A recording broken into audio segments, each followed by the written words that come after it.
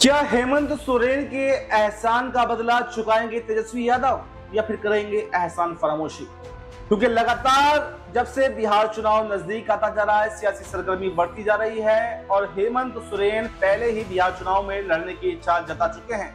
वो कह चुके हैं कि जो जिस तरह से बिहार में हमने अपने सहयोगियों को समझा, उन्हें सीटें दी, अब उसी तरह से हम बिहार में चुनाव लड़ेंगे और महागठबंधन में हमें जगह मिलनी चाहिए।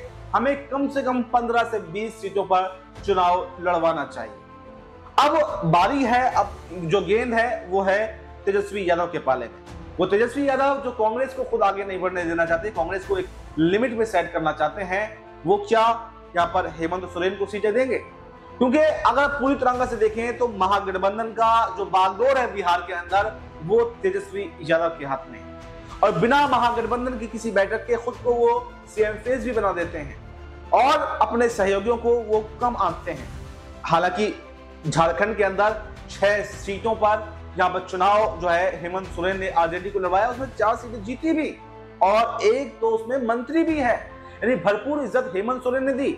और अभी हेमंत सोरेन की पार्टी के प्रवक्ता ने साफ साफ कहा है कि अब एहसान चुकाने की बारी जो है वो तेजस्वी यादव की है। तेजस्वी यादव एहसान चुकाएंगे या फिर नहीं चुकाएंगे, ये तो आने वाला वक्त बताएगा।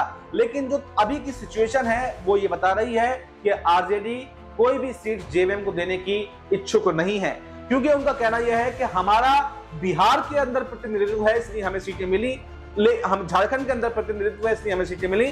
क्योंकि हेमंत सोरेन का कोई भी प्रतिनिधित्व बिहार के अंदर नहीं है। बिहार के अंदर अगर हेमंत सोरेन को सीटें दी जाएंगी तो वो सीटें खराब हो जाएंगी। ऐसे तर्क जो है वो तेजस्वी यादव की तरफ से दिए जा रहे हैं। क्योंकि आपको यह भी बताऊं, तेजस्वी यादव ने ओवैसी को भी महागठबंधन में शामिल करने से मना कर दिया, इनकार कर दिया, जबकि पिछली बार 5 सीटें ओवैसी ने जीती थी और वो 5 सांसद बाद में भले ही आरजेडी में शामिल हो गए थे। इसलिए एक अच्छा खासा वोट बैंक ओवैसी का वहां पर भी है। 17-18% वोट बैंक ओवैसी के मुस्लिम वोट बैंक है और कई अच्छा खासा वोट बैंक ओवैसी लेकर के गए थे। 5 सीटें जीती थी, इसलिए कम नहीं आ सकते। उसके बावजूद यहाँ पर तेजस्वी यादव ने, आरजेडी ने ओवैसी को महागठबंधन में शामिल करने से इनकार कर दिया, एक भी सीट देने से इनकार कर दिया।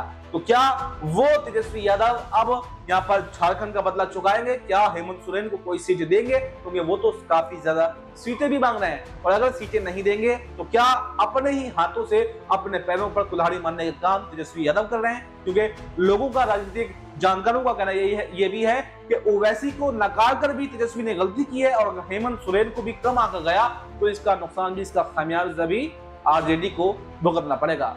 इस पूरे मुद्दे पर आपकी क्या राय है? क्या वाकई आने वाले चुनावों में बड़ा खेल होने वाला है और क्या तेजस्वी यादव हेमंत सोरेन को सीटें देने के लिए मानेंगे या फिर ओवैसी की तरह उनको भी नकार देंगे? आपकी जो भी राय हो कमेंट बॉक्स में जरूर देकर जाएं। फिलहाल हमें दीजिए इजाजत, नमस्कार।